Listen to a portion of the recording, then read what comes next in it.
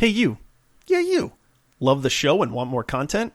Want to be part of some of our hilarious adventures? Ever wish you could be part of the squad and team up with us in our fight to save the galaxy? Well, now you can. Head over to multiplayersquad.com and check out some of the awesome benefits we offer to our official squad mates. We offer a ton of extra ways you can interact with us and the show. We certainly aren't above bribery to earn your support, but we think you'll love all the extras that come with supporting this independent podcast. Thank you for listening and supporting the show. Now on to what's sure to be our greatest episode ever.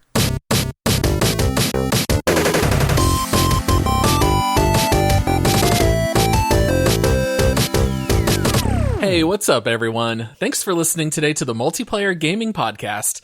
Today is Thursday, which means this is a This Week in Gaming episode. We'll be having some family-friendly discussions about gaming news that caught our attention here in the last week. Please make sure to subscribe and rate our podcast 5 stars. I am your host, Paul, and joining me, as always, my trusty player 2, who likes to keep things spicy, Josh. Like California, Carolina. I always get my Carolina Reaper, man. I completely blew that. Oh, I thought maybe you were going Calabrian chili. I wasn't too sure. Is that a thing? Calabrian chili? Oh, yeah. I feel like I could have just made up anything. Cthulhu chili. That sounds like it could exist. That's fair. All right. Well, before we jump into this week's gaming news, Josh, we have a bit of a special announcement about our next episode. Oh, boy. So we are going to have a guest co-host on our show on the next episode, actually. So we are covering Outriders. We have a lot to say about it. We've been playing it a lot, but we are having our first guest co-host. He is the host of one of the top podcasts in the world. And that is no exaggeration, by the way. So Andy Holloway is my brother-in-law and your lifelong best friend. He is the host of the Fantasy Footballers podcast, which if you are a fan of fantasy football, you should know that podcast. If you don't play fantasy football, that won't mean a lot other than that this is also the Andy who has taken the pan to the head in PUBG and is oft referenced by us in various gaming moments that we talk about. So anyway, yeah, he's going to be joining us, man. We're pretty excited about it. Like I said, he's a great dude. He's he's family, he's friend, and he's going to be joining us to chat about Outriders. Yeah, we're very excited to have him join us for that because Andy is the kind of guy who gets into maybe one new video game a year. And since he actually jumped into Outriders right from the get-go, we were like, all right, Andy, if you're ever going to join us, this is probably the one. So we're excited. Hopefully you guys are excited as well. And so we'll have that to look forward to on Monday's release. All right, so this week in gaming, it probably wasn't the most exciting week. Certainly there was nothing that's going to hold a candle to Operation Drumstick. Chicken drumstick. Week. Get it right, Paul. You can't leave out. There's drumstick. Lots of different kinds of drumsticks out there. There's ice cream drumstick. There's a drumstick. And I would argue the ice cream drumstick is the superior one. I do not. I'm in full agreement. Yeah, so nothing quite that exciting as last week, but we did have a lot of gameplay trailers drop for multiple games. There's a lot of games that are coming up for release, and I think that's where we're going to spend most of our time here today. So we'll be able to talk about some of those things. So the first one that I have on the outline here, Josh, is Hot Wheels. Hot Wheels! Wait, is there a Hot Wheels theme song? I feel like there is. I have no idea. I used to love Hot Wheels. I'll never forget when I was a wee lad that my dad came home with a Hot Wheels. One car for me and one car for my brother. And I don't know why it's this weird little memory that sticks out to me, but I named my car the Red Rocket. It was just this little red car. You know how when you're kids, you're like, oh, it's White Lightning and the Red Rocket. We were. Oh, yeah. So I saw that they're releasing this Hot Wheels racing game, and I was like, this is gonna suck. Nothing childhood toy ever translates well. And I'm like, okay, let me just watch this dumb video to see what this game's about. And I start watching it, and I'm like, dude, this game looks great. This is like the arcade racer that I have been waiting for. The first thing that struck me watching this is it feels like a throwback arcade racing game.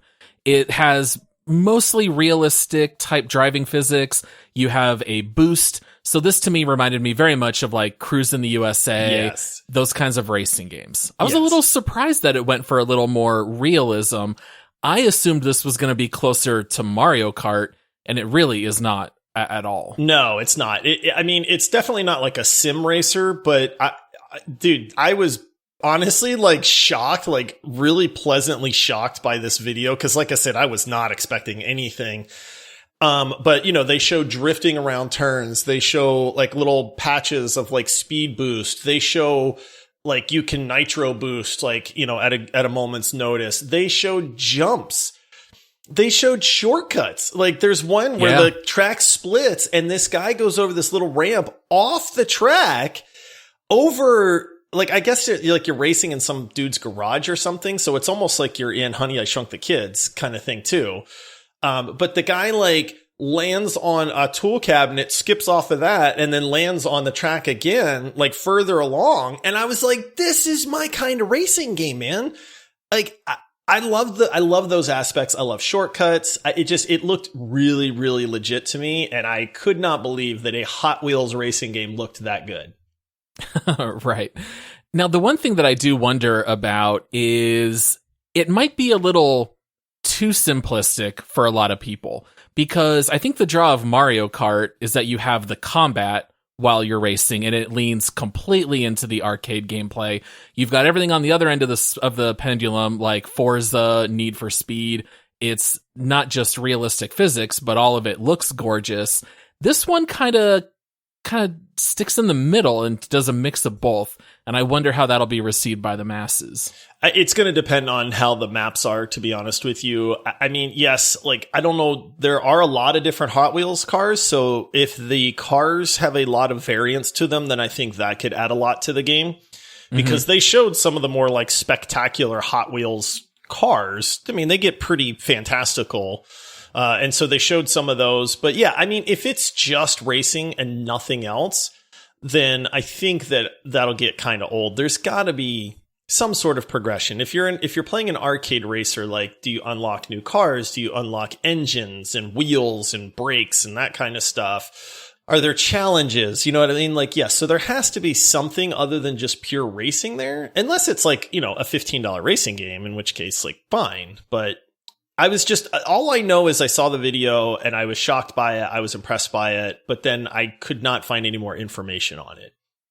Right. Yeah, I was going to say, I don't think this was anywhere on either of our radar. We don't know very much about it at all. It is supposed to come out at the end of September, although now that we have mentioned it, we all know it's going to get pushed to 2022. Yep. You can put money on it. It's going to happen. Yeah, it seems to me like this game would kind of be perfect for purchasing like loot boxes or packs of cards, and it's going to unlock other cars and other cosmetics. I wouldn't be surprised if it's a relatively cheap game, but then you can buy cosmetics. I kind of feel like that's probably where this is headed. Yeah, it did look, I mean, the gameplay looked very solid. The driving looked very solid. The graphics were top notch for being Hot Wheels, like, racer. It was really, there was a lot of like, it was very crisp and clean looking, I guess is the best way to put it. So it's definitely on my radar now. It's in the loop. That was a Hot Wheels. Yep. I see what you did there. You know? That's terrible. And then, but yeah, so this one I'm going to keep an eye on, and hopefully it stays impressive. Yeah, in my notes, what I initially wrote down was it looks fun, maybe a little simplistic. The UI is very minimalistic. It really shows nothing on the screen at all. You've got a little bit of boost. It almost looks like a UI you would expect from a mobile game. And I thought that actually worked well because it lets you see the world and the graphics and be a little bit more immersed. I actually thought that was a good thing. All right, so moving on, we have another game that is set to release this fall. We don't have an exact date for it yet, but this one is Age of Empires 4, and we got quite a bit of gameplay footage of this one. What'd you think, Josh? I mean, Just say it. it looks like every other RTS game that I have ever seen in the last 10 years. Mm-hmm. I mean, their gameplay reveal, the big gameplay reveal was like these little humans chopping trees and gathering ore and slowly constructing a barn. And it was just like, I got really bored like instantly from watching it. And I was like, this is nothing that I have not seen 1,000 times before. Like, I'm not trying to bash it because I've never played Age of Empires, and I know that people love, Todd included, love Age of Empires 2. Right. So, I tried to keep an open mind. I was very like cynical of the footage that they were showing. I guess that it goes through like the different ages, because they showed like, hey, this is the Dark Ages, the Feudal Ages, the Imperial Age, or something like that. And I guess there's like 8 different factions that all play very differently. But like the combat looked clunky, the animations looked clunky, the building looked as routine as I've ever seen in an RTS game. Like there was nothing. There's one thing that stood out to me, and that is you can play as the Mongols, I guess. Mm-hmm. And at one point they showed like the Mongol, like your little base, and then they just pack it up and they move. So I guess as the Mongols, like you're very mobile with your entire base, which I thought, okay, like that's a neat thing. But that was the only thing in this like 6-minute demo that I saw where I was like, huh.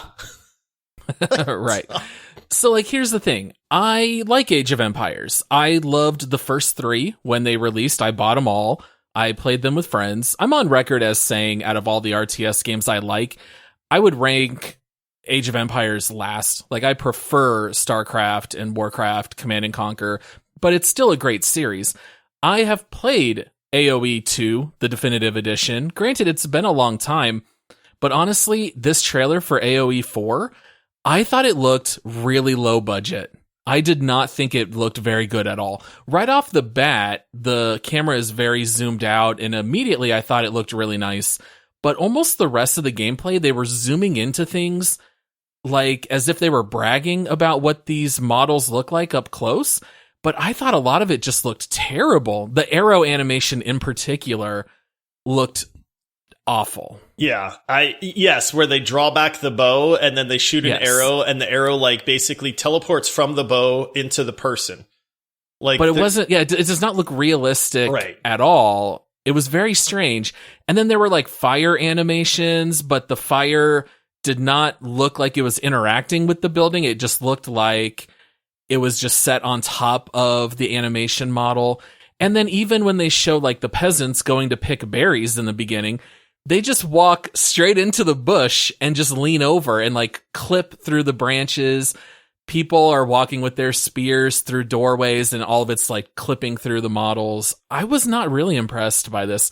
I don't know what this offers that you can't get from the second definitive edition. If you had shown me this footage and said, hey, Josh, when do you think this RTS was made? I legitimately would have said, I don't know, sometime in the last 10 years. Like, right. This is not an RTS game that is currently in development that is going to release in 2021.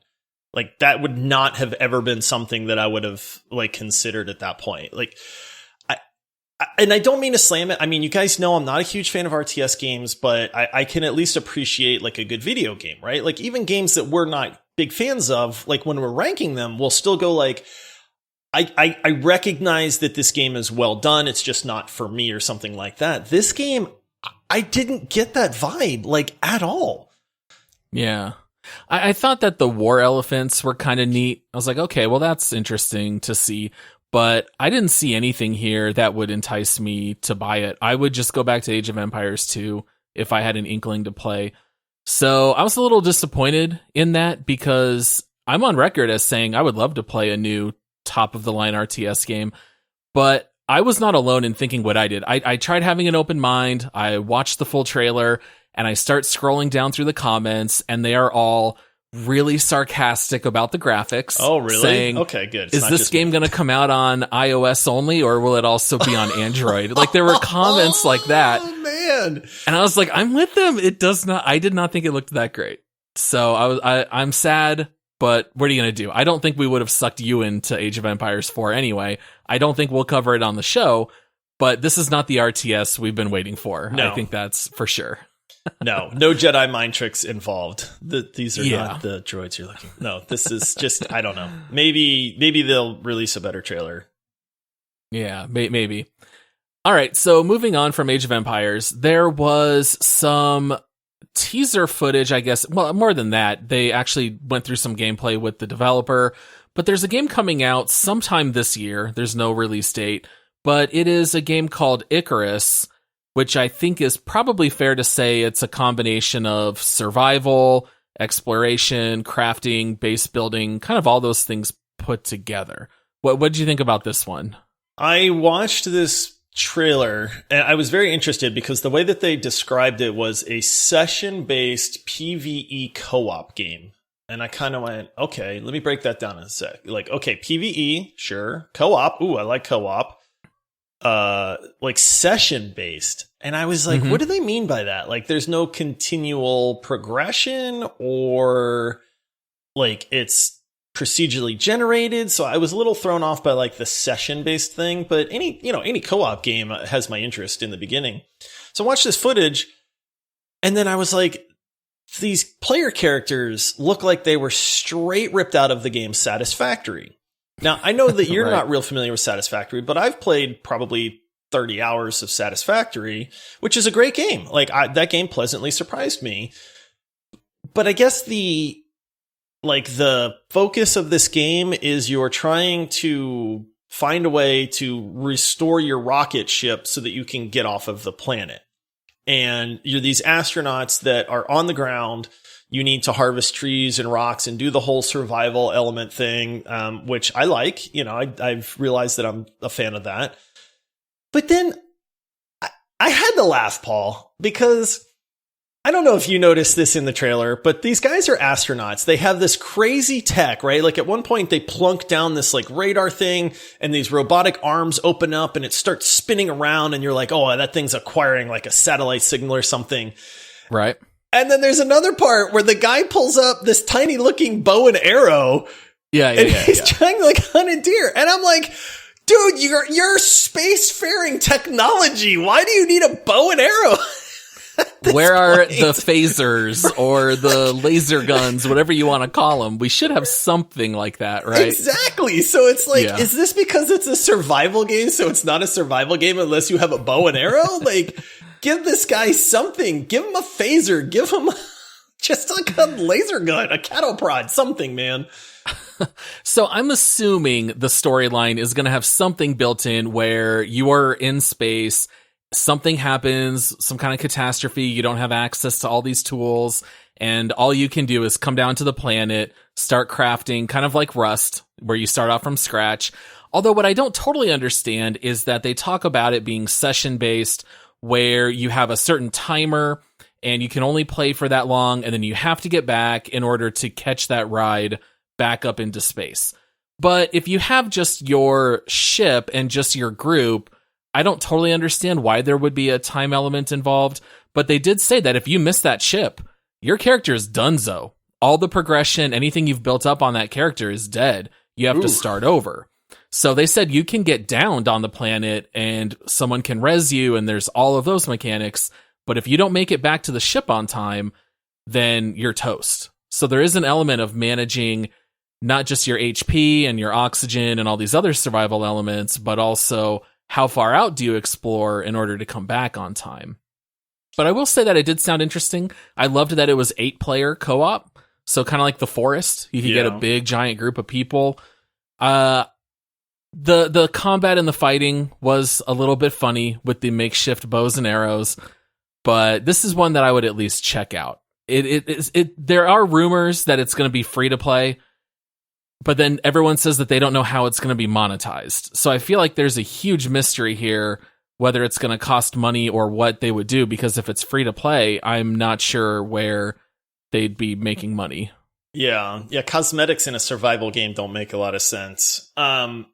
Yeah, I don't know, man. It's like if you don't make the ship and you die and you lose everything, is there permanent progression? Because even like roguelites, you have some form of permanent progression there.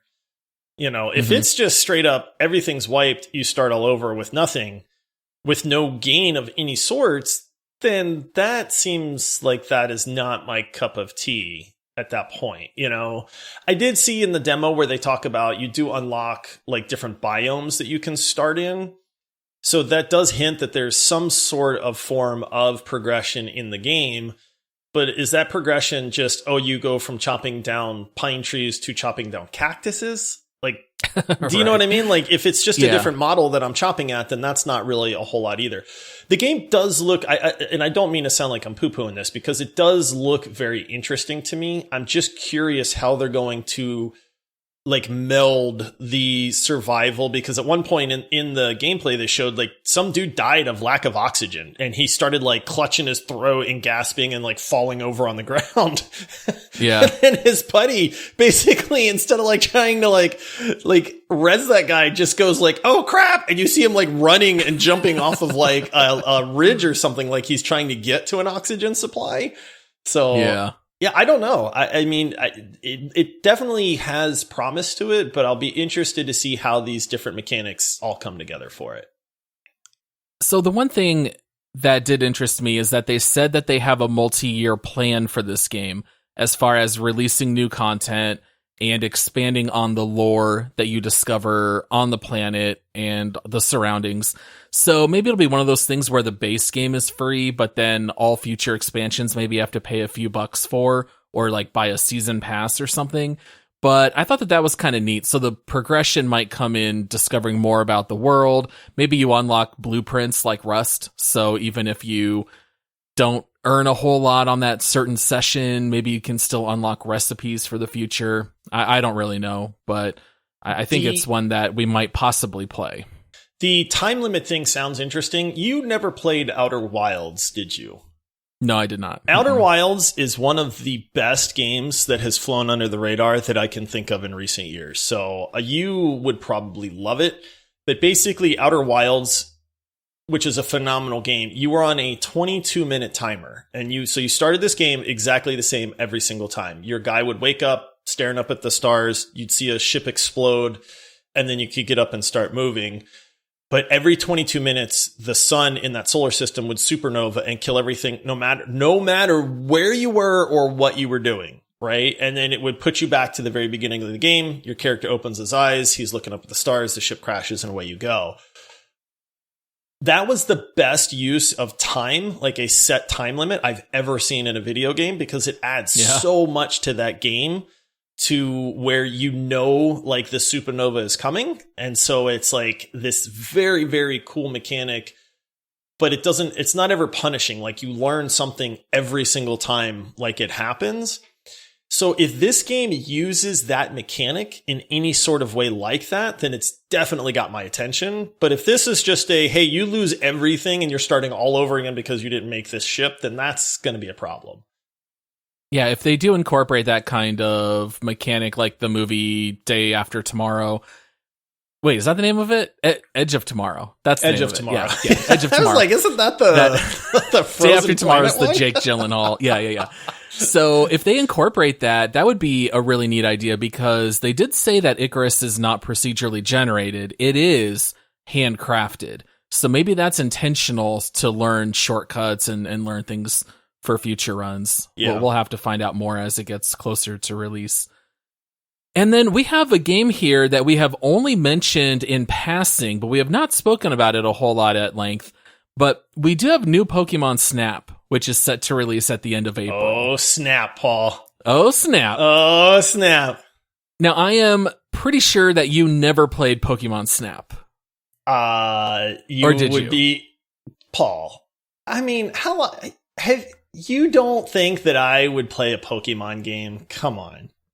Okay, I know you have not played very much Pokemon, but you might have dabbled. I cannot imagine you playing Pokemon Snap. I will play Pokemon Snap when the world is ending and I have gone through every other video game that exists. society. Boo. This is as bad as your Animal Crossing is bad I know. takes. It's funny because my wife has already said, she's like, hey, I'm going to pre-order this game. Like, she's very excited about it. This is not my kind of game, man. Like, Animal Crossing is not my kind of game. Pokemon Snap is not my kind of game. You know this. I need chaos. I need fast action. I need edge of my seat, just stuff going on. And those games just are not that. Okay, so do you know much about Pokemon Snap gameplay? Like, I know you go around and you take photos. You're basically like a peeping Tom for Pokemon. Okay, kind of. You're not wrong. But I feel like in your mind, it's just walking around taking pictures. Is that your... I mean, it's called Pokemon impression? Snap, so that would be my rationale. Okay. There's a little bit more to it than that. All right. Now, you are on, at least if it's like the version that was on 64, you're on a set track and you're being taken through this island where you can see Pokemon in their natural habitats. Yes, you take pictures of the Pokemon, but you can also throw out certain items and things that interact in the world. So there could be a Pokemon that's hiding in a bush, and you learn that if you throw an apple and you hit this tree next to it, something will fall down, and then that Pokemon runs out, and then you try to take a good picture. And at the end of your run, they give you a rating of all the pictures that you took, and it's based on how centered the Pokemon is, whether they're doing something interesting. So it's a simplistic game. Wow. Oh, sorry. Sorry, Paul. Disrespectful to Pokemon. So it's a very quaint game. Like, sure, there's no hard shooting mechanics or anything, but there are elements of discovery and just having a good time. That's what it is. I know people love Pokemon, and I just, like, I'm going to be walking through the living room and my wife is going to be snapping pictures of this Pokemon that's hanging out of a tree or hiding in a bush. And I'm just going to look at the screen and I'm just going to shake my head and I'm going to go, I don't get it, man. I just don't get it. And I know it works. They're going to make gajillions of dollars off of this game, man. But for me, it's like watching grass grow, man. I don't understand like the fun of it. I was reading the synopsis. I looked into this. I watched the gameplay trailers. I read the write-ups for it. And it's like, oh, there's going to be like a leaderboard for like people that get these like amazing photos of these Pokemon. And you might get like super rare Pokemon that are doing super rare poses. Uh-huh. And then I'm just like... that you discover and create by you learning the world. Wow, that sounds terrible. Yeah, I loved the one on 64. They had ported it, I think, for both the Wii and the Wii U. I'm just surprised that it's taken them this long to make a new one, because slap the Pokemon name on anything and it's, gonna make millions of dollars. Yeah. I think this one will be interesting. I know I'm gonna check it out. I won't be looking for you on my friend list, but that's one I'll definitely pick up on the Switch. You can let me know how it is. My wife will be playing it. I'll be able to... You'll see it. Yeah. Yeah. All right. Well, that's all the time that we have here today for This Week in Gaming. Thanks for listening and subscribing to the show. If you would like to help support our show to keep it running with 2 episodes every week, you can head on over to multiplayersquad.com, where you can become a Patreon supporter, which starts off at $5 a month, which also gives you access to our Discord server, where you can come chat with other people who love the show and other people who are looking for other people to join them in gaming. You can also find us on social media at Multiplayer Pod. And then, as we mentioned earlier, our next episode will be a deep dive into Outriders. So please come back and join us for that, because we have sunk so much time into Outriders. We have lots to talk about. It's the biggest release of the last few months. We're really excited for it. So please come check us out for that. And we will also have Andy from the Fantasy Footballers with us. So we're excited, and we will see you guys on Monday. See you, everybody.